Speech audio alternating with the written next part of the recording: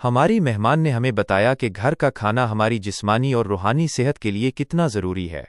آپ ہمیں بتا سکتی ہیں کہ آپ نے اپنے بچوں میں یہ تبدیلی کیسے پیدا کی؟ میں بہت دنوں سے یہ محسوس کر رہی تھی کہ میرے دونوں بچے بڑے ہونے کے ساتھ ساتھ بدتمیزی کی طرف جا رہے تھے، جو کہ کسی طور بھی میرے لیے قابل برداشت بات نہیں تھی۔ میں نے دن رات ان کی طرف خصوصی توجہ دینی شروع کر دی۔ گھر سے باہر کے ماحول پر پابندی، گھر میں دوستوں کی آمد پر پابندی، ٹیلی ویژن اور میڈیا پر پابندی، سارا فارغ وقت بچوں کی طرف توجہ، ان کے ساتھ کھیل کود کے ذریعے تعلیم و تربیت کرنا شروع کر دی۔ پھر بھی دل کو تسلی نہیں ہوئی۔ ایک دن میں بہت رو رو کر اللہ پاک سے مدد مانگتی رہی کہ یا اللہ، کیا ہو رہا ہے؟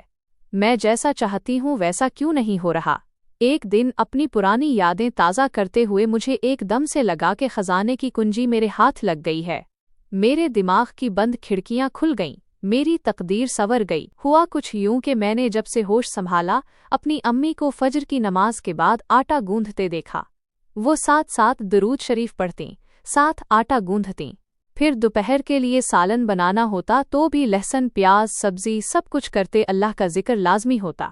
اور امی یہی کہا کرتی تھیں کہ میں یہ سب اس لیے کرتی ہوں کہ کھانے میں برکت رہے، اس کی بدولت میری اولاد کو اللہ اپنے حفظ و امان میں رکھے، اس کے منہ میں جانے والا نوالا بھی ذکر اللہ سے بھرپور ہو۔ اور مجھے فخر ہے کہ میرے سارے بچے اچھائی کی طرف ہیں، کوئی برائی میرے گھر نہیں آتی۔ میں نے خود بھی ایسا ہی کیا تھا، پر 4 ماہ سے میں بغیر درود شریف پڑھے کھانے پکانے کی طرف مگن رہی۔ مجھے محسوس ہوتا کہ میرے گھر سے برکت ختم ہو رہی ہے، میرے بچے بگڑ رہے ہیں۔ جب یہ سب یاد آیا تو میں نے دوبارہ سے ذکر اللہ کو کھانا پکانے میں لازمی شامل کر دیا۔ مجھے ایک غیبی سکون ملنا شروع ہو گیا۔